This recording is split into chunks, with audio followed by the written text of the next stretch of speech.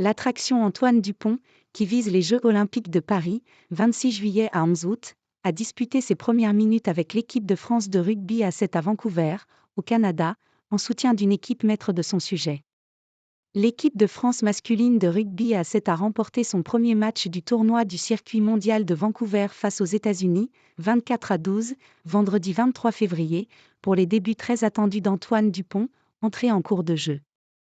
Les Bleus ont imité l'équipe de France féminine, victorieuse à 2 reprises également, 26 à 14 face au Canada puis 19 à 7 face à l'Espagne. Avant le dernier match de la phase de poule samedi, 3 poules de 4, les 2 premiers de chaque groupe et les 2 meilleurs troisièmes qualifiés, les 2 équipes, en tête de leur poule, sont assurées de disputer les quarts de finale samedi. À Vancouver, tous les regards étaient tournés vers Antoine Dupont, 27 ans, star du rugby à 15, emblématique capitaine de l'équipe de France et du Stade toulousain, qui s'est fixé comme objectif de briller aux Jeux de Paris cet été. Le quart de finaliste du dernier mondial de rugby à 15 a fait des débuts discrets mais salués par le public en commençant les 2 rencontres sur le banc, pour rentrer les 2 fois à la 11e minute. Un match est découpé en 2 périodes de 7 minutes, à chaque fois alors que la rencontre était pliée. En si peu de temps, Dupont, numéro 25 sur le dos, n'a pas inscrit d'essai, mais s'est impliqué dans quelques actions, à la passe et dans les rucks, où il a été sanctionné une fois par l'arbitre. L'arrivée de Dupont dans le groupe France n'est pas facile car c'est un grand joueur, a commenté son équipier Paulin Riva. On veut l'aider à maximiser son grand potentiel pour qu'il soit bon pour l'équipe. Magique face au Samoa.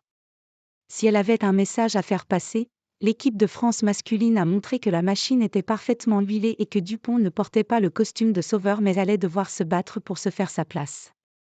Après un début de match cafouillé face aux États-Unis, 8e du circuit mondial, les Bleus, 7e, ont fini par dérouler, 24 à 12, 4 essais, avant de réussir une démonstration face aux Samoa, 9e, écrasé 40 à 7, avec 6 essais. Les Français, baguette magique en main, ont multiplié les actions de classe. Un sprint ébouriffant de Jordan Sefo, 4e, un coup d'envoi de Stephen Paré directement récupéré dans les airs par Jefferson Lee Joseph, qui a ensuite filé à l'essai, 8e, ou encore une superbe action conclue par Esteban Capilla après une chistera inspirée de Variant Pasquet, 19e. Les Bleus, vice-championnes olympiques à Tokyo en 2021 et mieux placées encore que leurs homologues masculins dans la hiérarchie mondiale, 3e, ont assumé leur statut de favorites de leur groupe avec 2 succès indiscutables.